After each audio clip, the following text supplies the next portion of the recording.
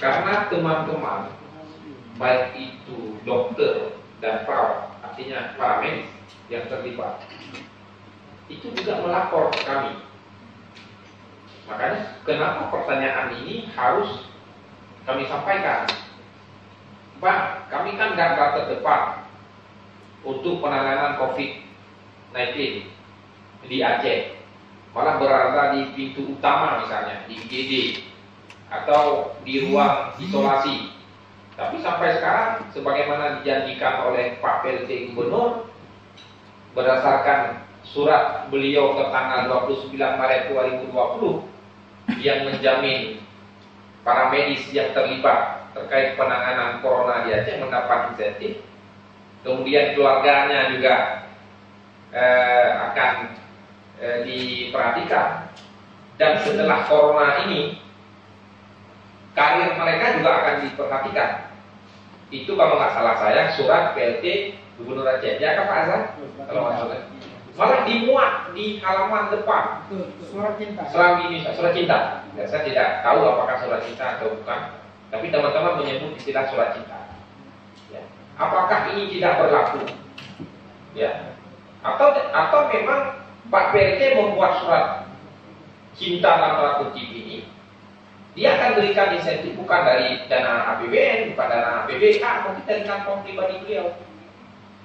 Dan kita sangat berterima kasih ketika ini benar-benar dilakukan oleh seorang PLT Gubernur. Kasihan teman-teman para medis di rumah sakit ZA, di rumah sakit Meraksa, di rumah sakit rujukan lain di Aceh. Mereka bertaruh badan, bertaruh nyawa, siap lepas APD, mandi di rumah sakit, pulang ke rumah, ya, kadang-kadang tidak berinteraksi dengan orang lain. Kemarin beritanya juga Pak Azhar, kalau nggak salah, Pak Azhar 4 orang positif, 2 dokter di Meraksa positif. Ya. Maka kami kalau Pak Hanif tadi menyampaikan, Pak Azhar tadi menyampaikan, itu sudah kewenangan APBN pusat yang membayar insentif mereka. Ya, kita juga minta data Pak, data seperti Pak Ketua sampaikan tadi terkait dengan pengadaan barang dan jasa, tapi saya minta data khusus ini.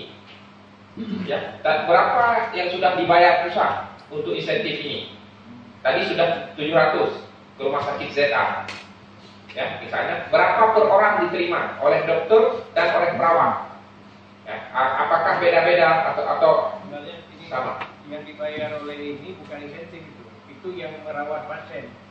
Itu pasien yang kami rawat, jadi bukan insentif sama sekali, yang dibayar tagihan klaim. Oh, tagihan klaim. Ya, berarti belum sama sekali.